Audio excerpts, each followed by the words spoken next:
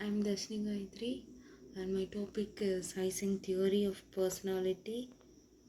And personality has been described by many psychologists using different approaches. Some psychologists advocate ideographic approach, while others support other approaches, and some attempt to explain personality in terms of temperament, and still others explain personality in terms of constitutional characteristics. Among the present model of personality which have gained higher importance are from psychologists, of which we have Eysenck personality theory, and he is Eysenck. And about Hans Eysenck, he was born in Berlin, Germany on March 4, 1916. He received his PhD in psychology from the University of London in 1940, and he has written 75 books and some 700 articles. He retired in 1983 and continued to write until his death on September 4, 1997. And his contribution to psychology is he developed the concept of neuroticism, arguing that it was a biological form of emotional instability. And he frequently argued that much of personality is genetically determined and published several papers on this topic. And these are the personality terms, and which is considered as personality, uh, a personality internally based characteristic way of acting and thinking, character, personal characteristic that have been judged or evaluated, temperament, heredity aspect of personality including sensitivity, moods, irritability and distractibility, personality trait, stable qualities that a person shows in most situations.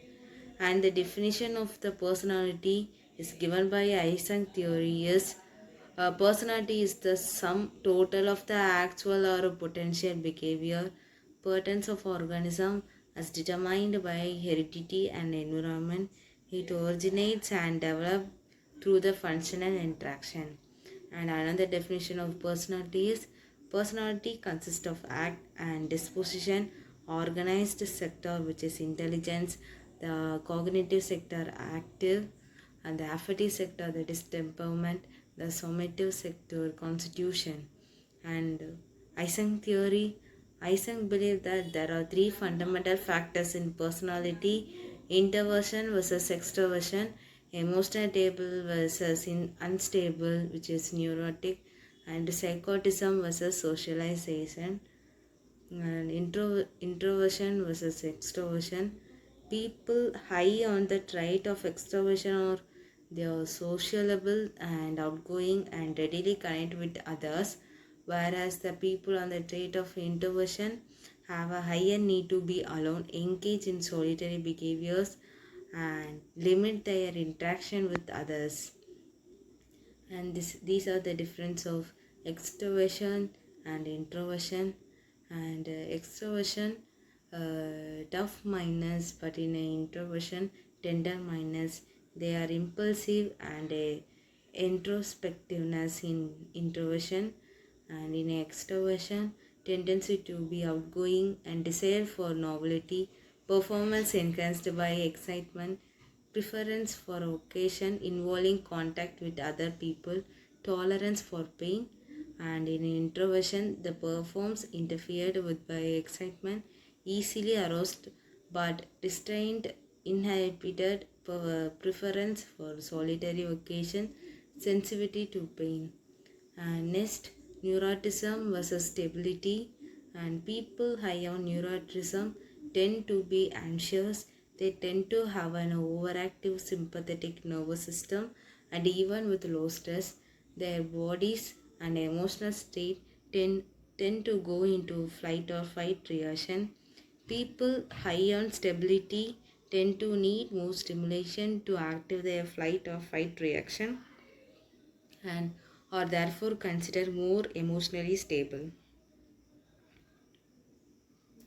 And these three are the contribution of Eysenck theory, and describing describing and explaining and predicting one's behavior and the personality are notable and worthy of a prize. and he has presented a viable synthesis of the trait and type approaches given personality a biological come hereditary base, accepted the role of environmental influences in shading and developing the personality, and they explored many myths and overgeneralization of psychoanalytical theory. And thank you. These are the factors about the Eysenck theory.